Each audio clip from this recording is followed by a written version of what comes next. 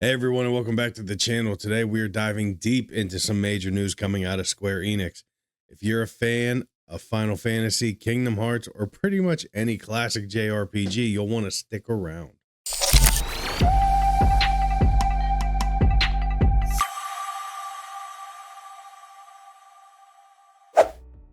All right, and we're going to break down their new strategic plan, talk about a high-profile game cancellation, and even look at their latest financial results to see how this is all playing out.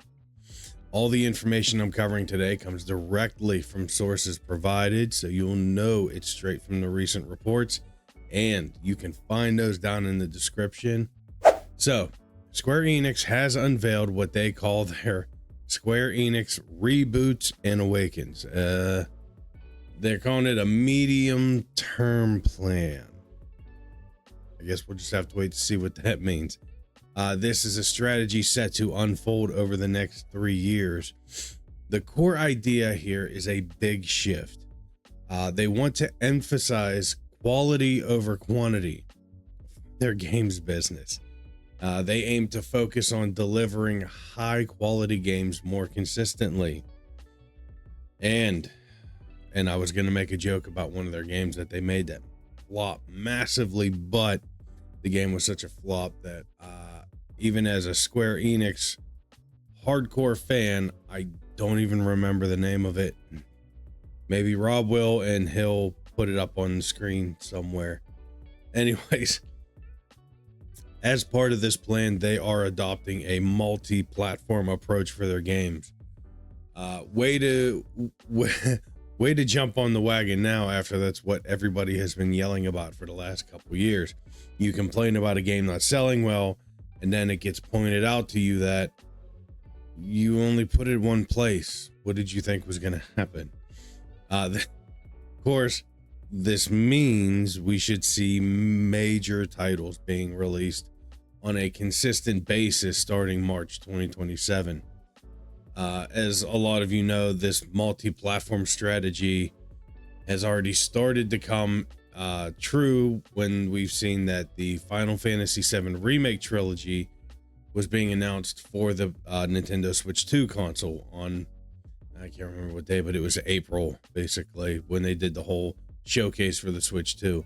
Now, Final Fantasy VII Remake Integrate is even planned as a launch game for the Switch 2, alongside Bravely Default Flying Fairy HD Remaster. Now, Final Fantasy XIV has also come to the Xbox console last year, and I covered a story on that when there was a big mix-up between suspensions and bans in the game because of certain key phrases and words. Even if they weren't meant to be taken that way, they were still doing it that way. And Square Enix is looking to bring even more of their games to the Microsoft platform in the future.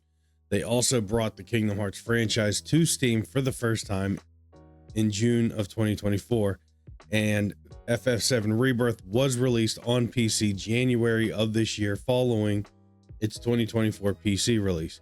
According to the sources, the PC market was a highlight for catalog sales this year, contributing to more than a third of their digital entertainment sales of their fiscal year 2025. A double-digit percentage increase over the fiscal year of 2024, which they attribute to their new multi-platform strategy.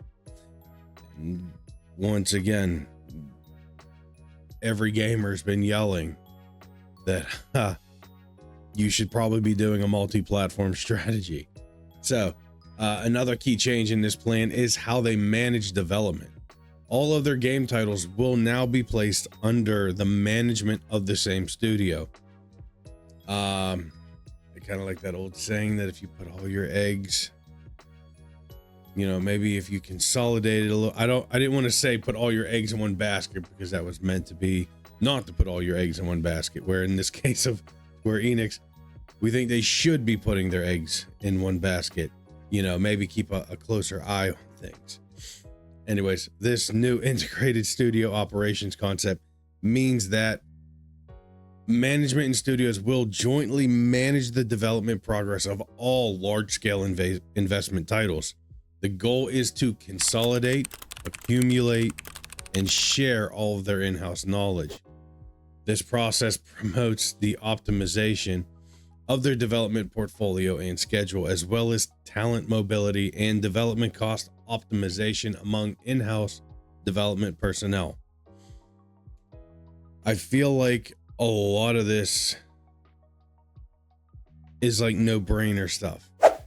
This new approach has had some immediate consequences. Under the new management structure, they reviewed all projects at their domestic studios. This review included both HD games and smart device titles. As a result, they decided to discontinue development on some titles and invest additional funds in titles that require refinement. This is all part of a steadily implementing a strategy of selecting and concentrating development resources. They stated they will continue to control the scale of development investment in a disciplined manner. One of the most notable cancellations announced recently is the Kingdom Hearts mobile game Missing Link. After years in development, beta tests, and delays, SE has announced the game is done. They're pulling the plug on it. The development team released a statement explaining the decision. They worked hard on developing and adjusting the game, but determined that it would be difficult to offer a service that players would find satisfactory over a long period of time. To me, that feels like they went, yeah, this game's going to be a little too pay to win. And one thing I noticed is in the gaming, at least for mobile markets, those kind of games are starting to fall off, and thank God for that. But sidetracking again, leading to the decision to cancel development, Missing Link was announced in 2022 alongside Kingdom Hearts 4. It was planned as a mobile action game that would use GPS technology to let players travel the world without stepping outside. According to one source, it's unclear exactly what couldn't be pulled off, but creating a compelling, sustainable, and profitable live service mobile game in a crowded market is daunting. The source notes that SE has also signaled its shift from quantity to quality. Sorry, I know I keep messing up. And focusing investments on titles with substantial potential to be loved for years.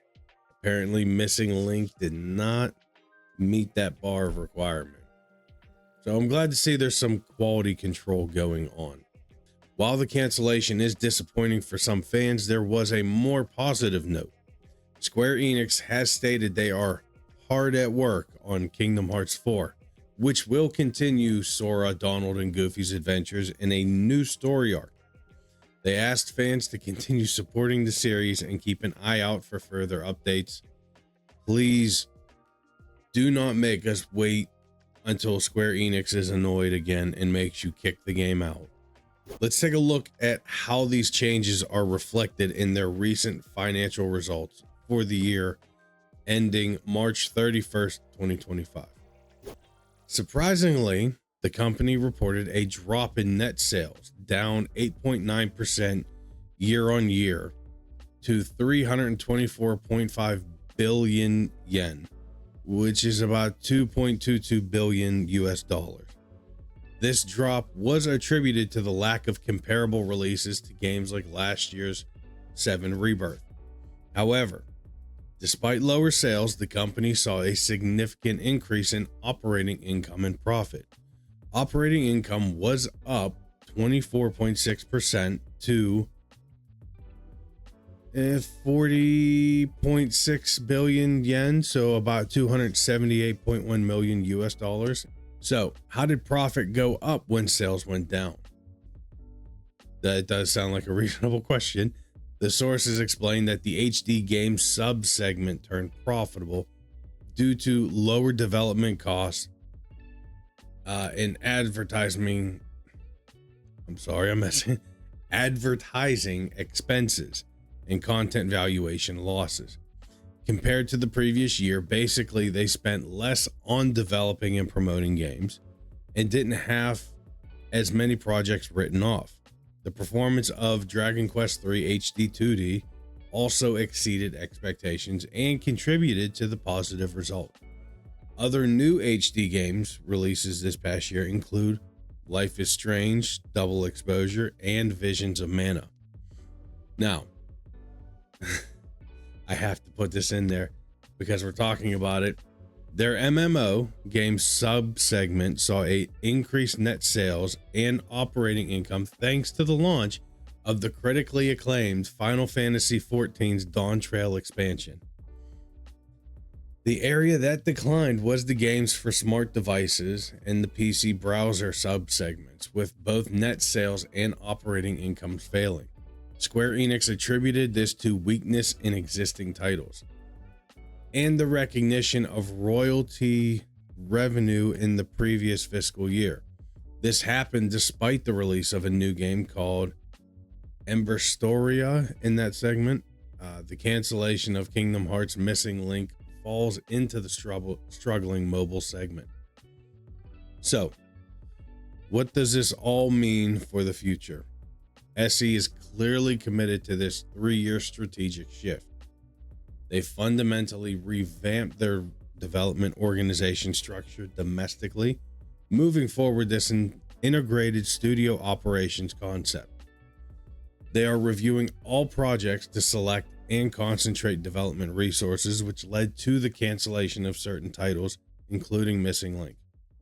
The focus going forward into the fiscal year of 27 and beyond is squarely on putting multiple games on multiple platforms and releasing major titles on a constant basis. We also heard about a new partnership. Square Enix has stated a new partnership with Tokyo Broadcasting System Television, or TBS. TBS is a Japanese TV and media company that started its own games division in 2023. Together with Square Enix, they will work on a new gaming property. This is separate from the internal studio reorganization and focus, but shows another avenue of growth. In conclusion, SE is undergoing a significant transformation. They are moving away from a scattered approach to focus their resources on fewer, higher quality titles. This involves consolidating their knowledge, adopting a strong multi-platform strategy, and being willing to cancel projects that don't fit the long-term vision, like Missing Link. While some cancellations might sting, the promise is more consistent releases of major titles on the platform you play on, starting in a few years. Their recent financial results show that this shift towards lower development costs and focusing on successful titles like Dragon Quest and the critically acclaimed MMORPG Final Fantasy XIV can improve profitability even with lower overall sales. What do you guys think? Do you think Square Enix can pull this off? Do you think they can turn it around and bring their company back by, like we talked about, trimming the fat and just focusing more and condensing their stuff? If you stuck around this long, please like, subscribe, and share. And even if you didn't like it and you thought it was a big waste of your time, you can go ahead and hit that thumbs down. But anyways, thanks for hanging out, guys. Now, just like last time, they released more Magic the Gathering Final Fantasy cards on their website, so I'm going to go check some of those out, and I'll catch you guys on the next one.